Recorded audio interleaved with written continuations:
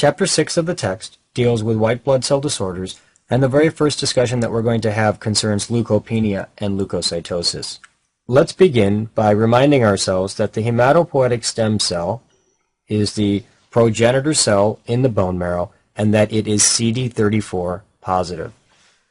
Now, the hematopoietic stem cell has the ability to produce a myeloid stem cell, or it can produce a lymphoid stem cell. The lymphoid stem cell has the ability to produce a B lymphoblast or a T lymphoblast, and the B lymphoblast can produce a naive B cell, and the T lymphoblast can produce the naive T cells. Of course, the naive B cells eventually will get trained to become plasma cells, and the naive T cells will eventually become trained to become CD8 positive T cells or CD4 positive T cells. So this is the normal hematopoiesis of the lymphoid half of this chart. Now let's go to the other side. Again, the hematopoietic stem cell has the ability to produce a myeloid stem cell, and the myeloid stem cell can develop into an erythroblast, which would then produce red blood cells, can develop into a myeloblast, which would then produce granulocytes, and the granulocytes are the neutrophils, basophils, and eosinophils. It can develop into a monoblast, which would eventually produce monocytes, or it can develop into a megakaryoblast, which would eventually produce megakaryocytes. Of course, we can draw a line here. This represents the myeloid half of the chart. So these are the myeloid cells, and these are the lymphoid cells.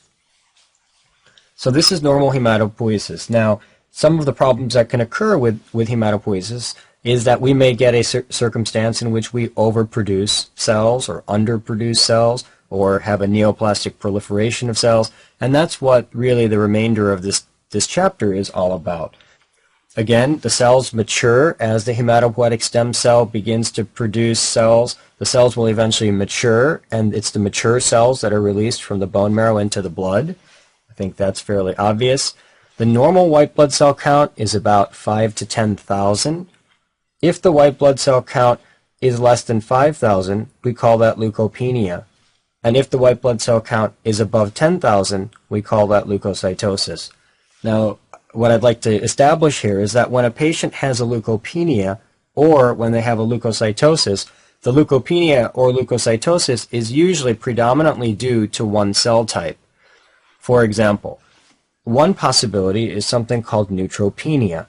Neutropenia refers to a low number of circulating neutrophils. And this is classically seen with drug toxicity. The example would be chemotherapy. A classic conventional chemotherapy prohibits the division of cells, and it will affect both cancer as well as the rapidly dividing cells in the human body. And the hematopoietic stem cell and the bone marrow's progenitor cells are obviously rapidly dividing. And so it's not uncommon for patients on chemotherapy to actually develop a neutropenia. One of the pharmacologic tie-ins here is that such a neutropenia would be treated with GM-CSF or GCSF. GM-CSF, granulocyte monocyte colony stimulating factor, and GCSF is granulocyte colony stimulating factor. Both of these can be used pharmacologically to boost granulocyte production in a patient, for example, that is undergoing chemotherapy. And examiners like you to know that both GM-CSF and GCSF can be used to boost the neutrophil count. Another mechanism by which neutropenia can develop is severe infection. When we think about infection, we think about a high neutrophil count. However, if the infection is very severe, it is possible for the neutrophil count to decrease, and that's because most of the neutrophils would be out of the blood and in the tissue. Another example of a low white count could be due to lymphopenia, and lymphopenia would be a low number of circulating lymphocytes. Classic causes include immunodeficiency. Let's take, for example, DiGeorge syndrome. In DiGeorge syndrome, remember that the patients have a failure to develop the third and fourth pharyngeal pouch, and because they fail to develop the third and fourth pharyngeal pouch, they fail to develop their thymus, and therefore the T cells don't develop properly. And so these patients can actually have a lymphopenia. Another example of a lymphopenia would be a high cortisol state. Cortisol or corticosteroids induce apoptosis in lymphocytes, and so that would also produce a lymphopenia. For example, if a patient had Cushing syndrome in which there was a high amount of cortisol floating around in the serum, that high amount of cortisol would induce apoptosis of the lymphocytes. Autoimmune destruction can also result in a lymphopenia. The classic example would be a patient with lupus. Recall that patients with lupus often produce antibodies against cells within the blood. They can produce antibodies against the red blood cells. They can produce antibodies against the white blood cells, and they can also produce antibodies against the platelets. And so lupus would be one example in which we might see a patient who has lymphopenia. And finally, whole body radiation can also result in lymphopenia. And it's important to note, and examiners like you to know, that the most sensitive cell in the human body to radiation are the lymphocytes. When they get hit with radiation, they die very quickly. If you suspect in a patient exposure to whole body radiation, you could look at the lymphocytes and see whether there is lymphopenia, because that would be the first cell or one of the earliest cells to actually be damaged by the radiation. It is also possible to have an increase in our white blood cell count, and one example by which our white blood cell count might increase is neutrophilic leukocytosis. In neutrophilic leukocytosis, there is a high number of circulating neutrophils. And this goes back to the central principle of inflammation, which is that there are two driving forces for acute inflammation. Number one, bacterial infection. When there is a bacterial infection, the neutrophil count goes up, and therefore we would have a neutrophilic leukocytosis. At the same time, tissue necrosis can also result in a neutrophilic leukocytosis. As you will recall, I mentioned in the inflammation lectures that the two driving forces for acute inflammation are bacterial infection and tissue necrosis. So these two circumstances will result in a neutrophilic leukocytosis.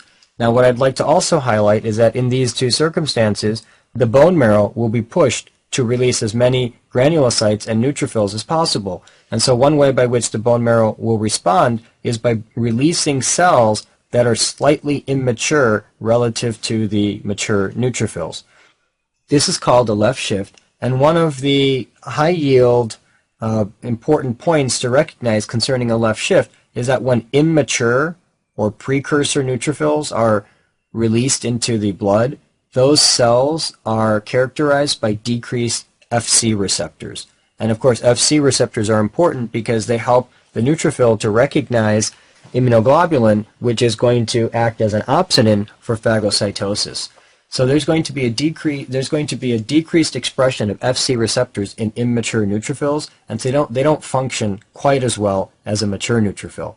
Examiners also like you to know that CD16 is the marker for that decreased Fc receptor.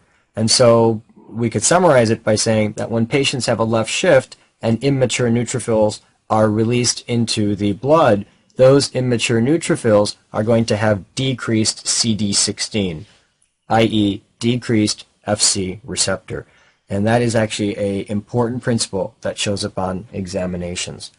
Now, the third way by which we could develop a neutrophilic leukocytosis would be to have a high cortisol state.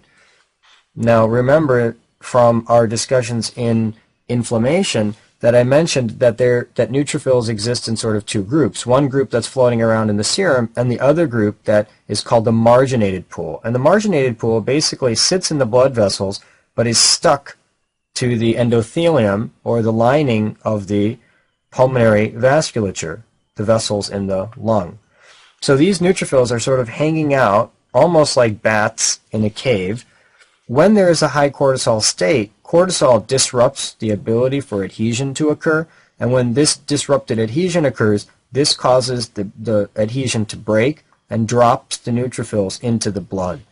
And so patients who have a high cortisol state, they're actually going to get a high neutrophil count because the marginated pool is going to fall into the blood. And it's kind of interesting, if you give a patient steroids, the white blood cell count goes up. And again, that's because the steroids have disrupted the adhesion of the marginated pool, forcing the marginated pool of neutrophils to then fall into the blood, which would then increase the neutrophilic count, giving us a neutrophilic leukocytosis. Another possibility would be to get a monocytosis. That would increase the white count. Monocytosis, very straightforward. is seen in chronic inflammatory states and is also seen in malignancy. Eosinophilia can also increase the white blood cell count. This is an increased number of circulating eosinophils, classically seen in allergic reactions, classically seen in parasitic infection. One very high yield association for eosinophilia is Hodgkin's lymphoma. In a subset of patients with Hodgkin's lymphoma, there is an increased number of eosinophils both associated with the tumor and circulating around in the blood. And examiners like you to know that the mechanism by which this eosinophilia occurs is increased IL-5 production. So in the case of Hodgkin's lymphoma, the mechanism by which the eosinophilia occurs is increased IL-5 production. Basophilia refers to a high basophil count, and for all practical purposes, the one place that we're going to see this is CML. Again, basophilia classically associated with CML, relatively high yield principle. Lymphocytic leukocytosis would be a high white blood cell count due to lymphocytes, and it's classically going to be seen in viral infections. Recall that viral infections are going to be fought and handled by the CD8 positive T cells. And so the CD8 positive T cells are the ones that are going to be present within the blood as they head towards the viral infection or are activated by the fact that there is a viral infection.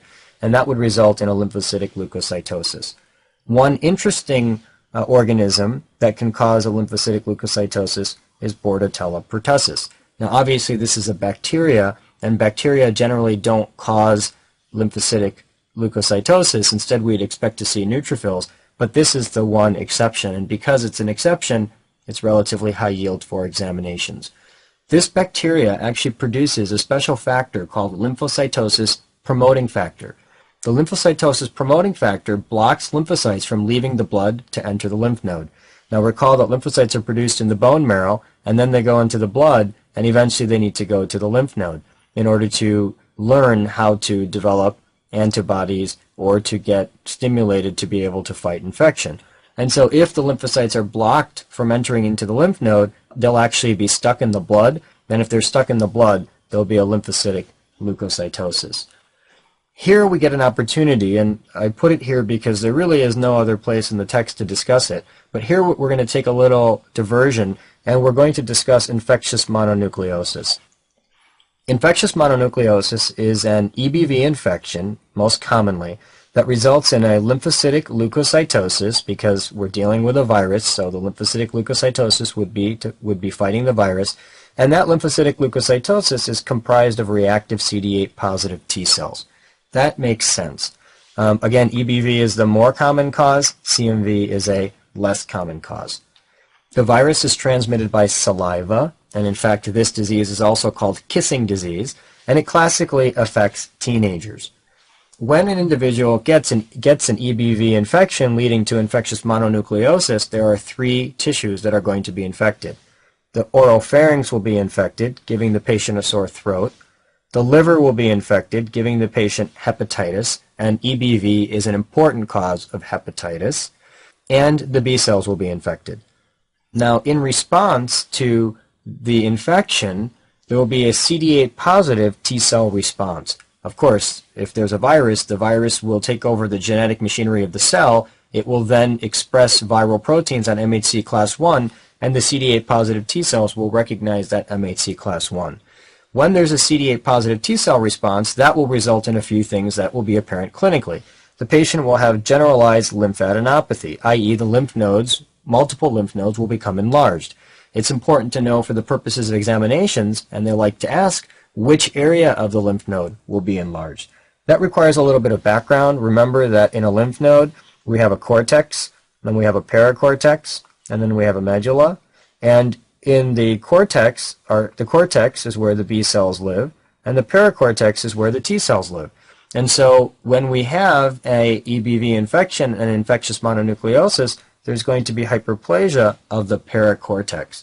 So it's important to know that in the case of generalized lymphadenopathy, the problem is going to be, or the area of expansion is going to be the paracortex. Again, that's a nice way to test normal histology. Also present in these patients will be splenomegaly. Why would we see splenomegaly? Well, remind ourselves that the spleen is made up of red pulp and white pulp. The red pulp contains blood, and the white pulp contains lymphoid tissue. Now, within the white pulp, there will be B areas and T cell areas, and the T cell area will be expanded in this particular circumstance. Important to note from normal histology, and again makes for a high-yield examination question, exactly which area of the white pulp will be expanded, and that is the periarterial lymphatic sheath. Periarterial lymphatic sheath, also called the PALS. Recall from histology that if I draw you a picture of the spleen, there's red pulp and there's white pulp. And the red pulp looks red, and the white pulp looks blue. It has a bunch of blue lymphocytic-like cells, and that within the white pulp you see these arteries, and the arteries have very dense blue around them. This is a classic histology. And this is called the periarterial lymphatic sheath, or the PALS. And it so happens that it's this area here where the T cells are present. And so this area around the vessels will be expanded, causing the entire spleen to become bigger, giving the patient splenomegaly. The third consequence of having a CD8 positive T cell response is that the patient will develop a high white count with atypical lymphocytes. Those atypical lymphocytes are actually CD8 positive T cells. Here's the atypical lymphocyte, and a few reasons why it's atypical. Number one, look at the nucleus. The nucleus here is much bigger than the adjacent red blood cells. Now that's a little bit abnormal because normally the lymphocyte of the nucleus is about the size of the red blood cell. So the nucleus is too large. At the same time, it has this abundant blue cytoplasm, which a lymphocyte usually doesn't have so much cytoplasm. So these are some important atypical features. Now when you see this cell, it almost looks like a monocyte. And in fact, if you think of the name infectious mononucleosis, initially we thought that these were monocytes, and so we called the disease infectious mononucleosis. However, we later learned that these are actually reactive T cells. So again, important to note that these cells are CD8 positive T cells. When a patient is suspected to have infectious mononucleosis, we screen for the disease via the monospot test. The monospot test is interesting because the basis of this test is that it detects IgM heterophile antibodies. What are heterophile antibodies? Hetero means other and phile means loving. And see, these are antibodies that have an affinity to bind red blood cells from another animal. And so, for example, patients who have mono will develop IgM against sheep red blood cells or horse red blood cells. And it's these antibodies that can be detected using the monospot test. The monospot test usually turns positive within 1 week after infection. If it's negative, it could be that we tested too early, or it could be that the disease is actually due to CMV. So when the disease is due to CMV, then the monospot test is usually negative. And again, CMV is also an important cause of infectious mononucleosis, and examiners like to go after that. So patient who's got the classic signs and symptoms of infectious mononucleosis but doesn't have EBV, think about CMV. We should also remember that the monospot test is merely a screening test, and a general principle in medicine is that every screening test must be followed by a confirmatory test. The confirmatory test for mononucleosis would be to prove that the patient has EBV, viral capsid antigen. Complications of infectious mononucleosis include an increased risk for splenic rupture. This is very high yield. Patients who get infectious mononucleosis get splenomegaly, and because there is splenomegaly, the capsule of the spleen can easily rupture.